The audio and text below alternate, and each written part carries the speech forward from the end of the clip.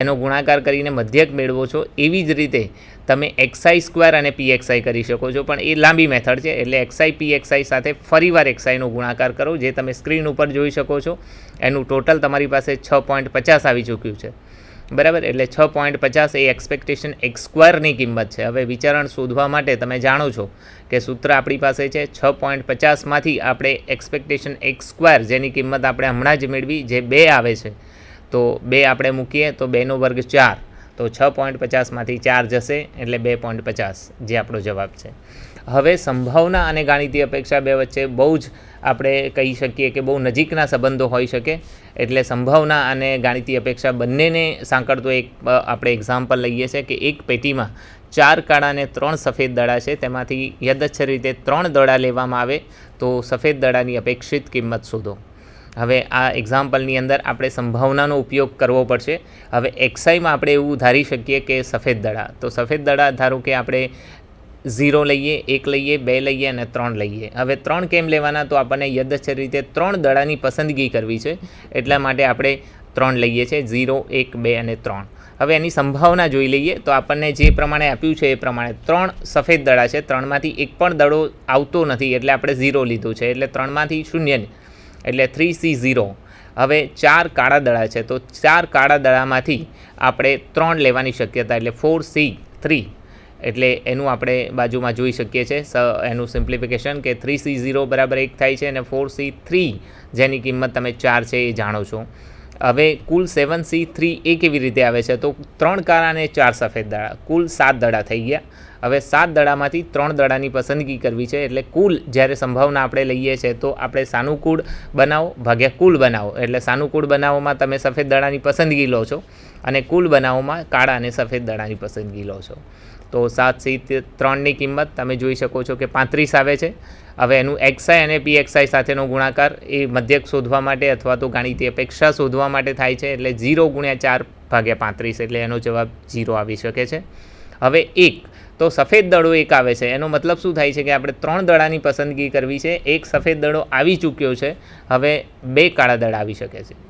તો એક સફેદ દડા માટે તમારે પસંદગી કરવાની છે, તો 3 સફેદ દડામાંથી એક સફેદ દડો આવે, જેની સંભાવના એની પસંદગી કે 3C1 હોઈ શકે, અને સાથે 4 કાળા દડા, એમાંથી 2ની પસંદગી એટલા માટે આવે છે કે કુલ દડાની સંખ્યા 3 છે.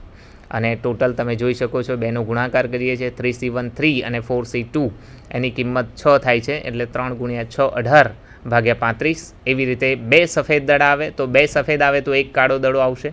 તો એ પ્રમાણે આપણે સંભાવનાને જોઈ શકીએ છીએ. એક્સઆઈ અને પીએક્સઆઈનો ગુણાકાર એ પણ તમે સ્ક્રીન ઉપર જોઈ શકો છો. કુલ સંભાવનાનો સરવાળો 1 છે. હવે ટોટલ કરીએ છીએ તો 45/35 થાય છે, અને તમારો છેલ્લો જવાબ 1.125. તો આ રીતે તમે કાળા અને સફેદ દડાની પસંદગીનો દાખલો જોઈ લીધો. હવે નવો એક દાખલો જોઈએ કે જેની અંદર તમારે જુદી જુદી કિંમતો શોધવાની, એ પણ કાળા અને સફેદ દડા માટે જ આપણે શોધીએ છીએ. તો સ્ક્રીન ઉપર આપણે નવો એક એક્ઝામ્પલ જોઈએ કે જેની તમને રકમ આપેલી છે, એ રકમ તમે સ્ક્રીન ઉપર વાંચી શકો છો. નેક્સ્ટમાં એવું આપ્યું છે 3 કાળા અને 5 સફેદ દડા, એમાંથી 3 દડાની પસંદગી કરવાની છે. કાળા દડાની અપેક્ષિત કિંમત શોધવી છે. જેવી રીતે આપણે હમણાં જ એક્ઝામ્પલ જોયું એ જ પ્રમાણે તમારે કાળા દડાની સંભાવના, બરાબર, ધારો કે એક્સ બરાબર તમે એવું લઈ લો કે કાળા દડાની પસંદગી, તો કાળા દડામાં તમે 0, 1, 2, 3 લઈ શકો છો, એની સંભાવના શોધી શકો છો. એક્સઆઈ અને પીએક્સઆઈ સાથે એનો ગુણાકાર કરી શકો છો, અને સ્ક્રીન ઉપર એનું સોલ્યુશન તમને આપેલું છે, એટલે જેથી કરીને 63/56, એટલે તમારો જવાબ 1.125 છે. હવે બીજો એક એક્ઝામ્પલ તમે જોઈ શકો છો. એક પેટીમાં 8 સ્ક્રૂ છે, જેમાં 2 ખામીવાળા છે, એટલે 6 સ્ક્રૂ સારા છે એવું આપણે કહી શકીએ, અને તેમાંથી યદચ્છ રીતે 2 સ્ક્રૂ લેવાના છે, અને એની ગાણિતીય અપેક્ષા આપણે શોધવી છે. હવે સ્ક્રીન ઉપર તમે જોઈ શકો છો કે એક્સઆઈ અને પીએક્સઆઈ એના મધ્યક માટે આપણે સૂત્રનો ઉપયોગ કરીને મેળવીએ છીએ. હવે એક્સઆઈ એટલે ખામીવાળા સ્ક્રૂની સંખ્યા, ધારો કે તમને સ્ક્રીન ઉપરમાં એક્સની કિંમત 0, 1 અને 2 સ્ક્રૂની સંખ્યા છે. એક પણ ખામીવાળો સ્ક્રૂ ના આવે તો 2માંથી એક પણ ન આવે. હવે 6 સ્ક્રૂ સારા છે, તો 6માંથી 2 આવવાની શક્યતા. કુલ સ્ક્રૂની સંખ્યા 8 છે, તો 8માંથી 2 આવવાની શક્યતા, એટલે એની શક્યતા આપણે જોઈ શકીએ છીએ કે 15/28, બરાબર. પછી એક સ્ક્રૂ કદાચ જો ખામીવાળો હોય તો બીજો સ્ક્રૂ એ ખામી વગરનો આવી શકે છે. એટલા માટે આપણે એવું જોઈ શકીએ કે 2C1 × 6C1 અને ડિવાઇડેડ બાય 8C2, તો એ બંનેનો ગુણાકાર 12/28, એટલે જવાબ આપણો ગુણાકાર કરીને આવે છે 1 × 12/28 એટલે 12/28. હવે બંને સ્ક્રૂ ખામીવાળા હોય તો આપણે એવું કહી શકીએ છીએ કે 2C2 અને 2C2ની કિંમત 1/28 એટલે ગુણાકાર 2/28. હવે એનો જવાબ આપણે જોઈ શકીએ છીએ કે 0.5 આવે છે.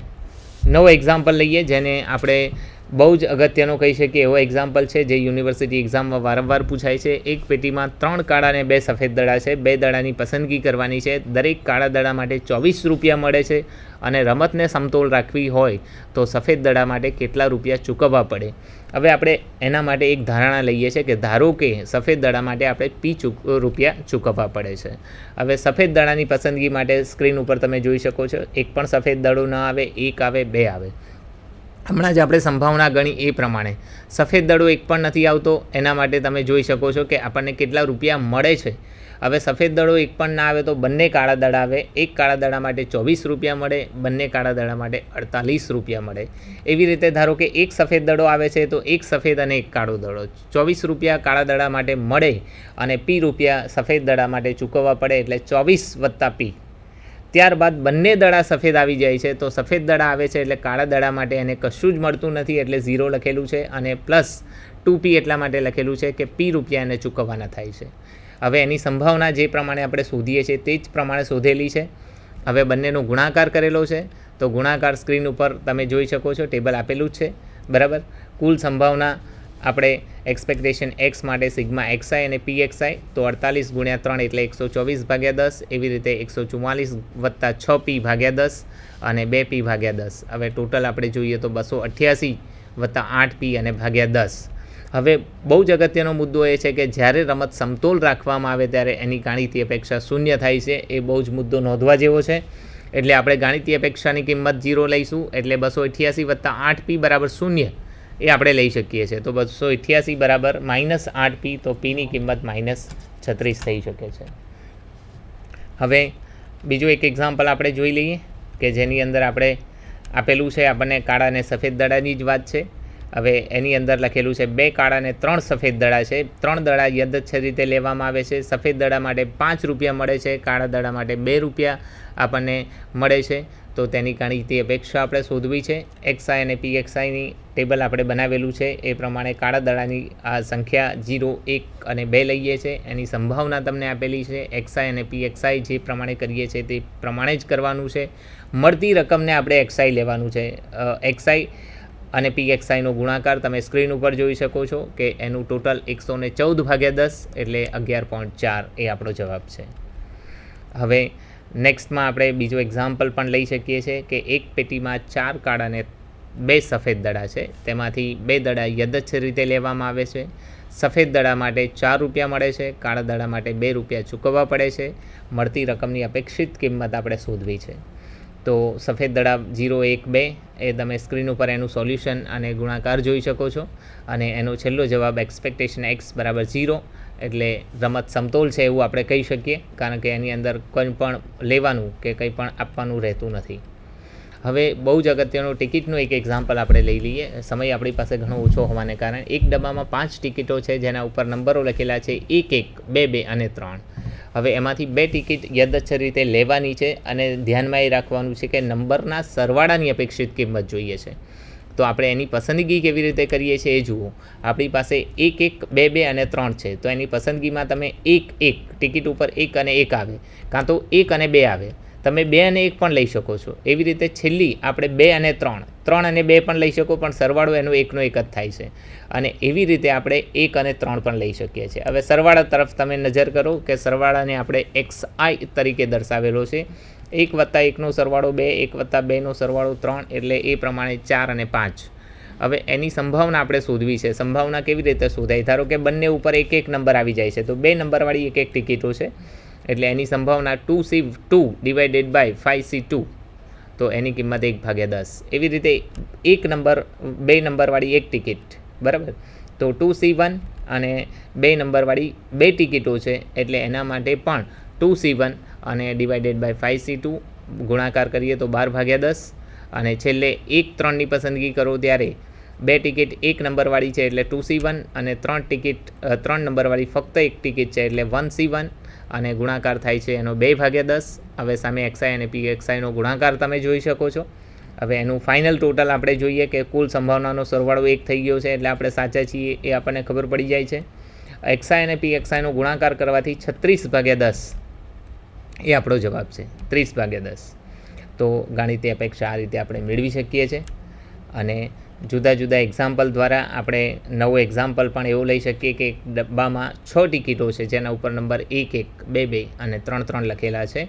હવે આપણે એમાંથી 2 ટિકિટની પસંદગી કરવી છે. સરવાળાની અપેક્ષિત કિંમત શોધવી છે. એ તમે સ્ક્રીન ઉપર જોઈ શકો છો કે XIને આપણે સરવાળો લીધેલો છે. હવે એની પસંદગીમાં તમે 1 1 તો બંને ઉપર 1 1 નંબર આવી જાય, બંને ઉપર કાં તો 1 અને 2 નંબર આવી જાય, કાં તો 1 અને 3 નંબર આવી શકે છે. હવે એના માટે આપણે 2 ટિકિટની પસંદગી કરવાની છે એટલે એનો સરવાળો તમે જોઈ શકો છો કે 4 5 અને 6. તો એની સંભાવના જુદી જુદી આપણે શોધેલી છે. કુલ સંભાવનાનો સરવાળો 1 થઈ જાય છે એટલે આપણે સાચા છીએ. XI અને PXIનો ગુણાકાર કર્યા બાદનું ટોટલ એ પણ તમારી પાસે 16/15 આવી જાય છે.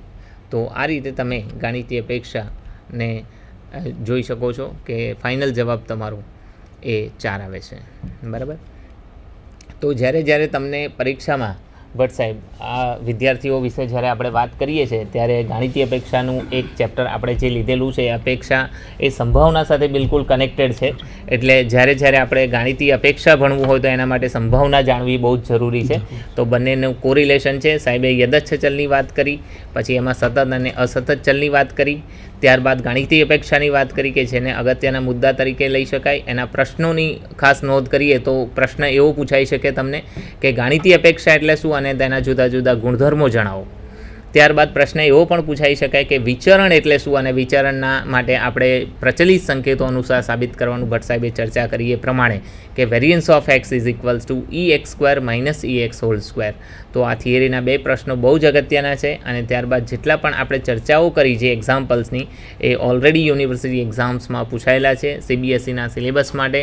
હવે તમે જ્યારે એક્ઝામ એપિયર થઈ રહ્યા છો ત્યારે પ્રિલિમિનરી એક્ઝામ અને ફાઇનલ એક્ઝામ માટે wish you all the best. અને હું અને ભટ્ટ સાહેબ આપનું હાર્દિક સ્વાગત કરીએ શુભેચ્છાઓ સાથે. થેન્ક્સ અ લોટ.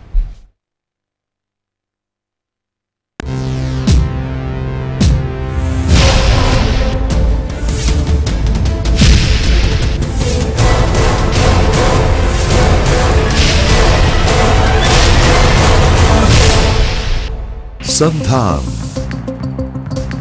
All Gujarat Integrated Classroom સેટેલાઇટના માધ્યમથી જોડતી કડી એટલે સંધાન.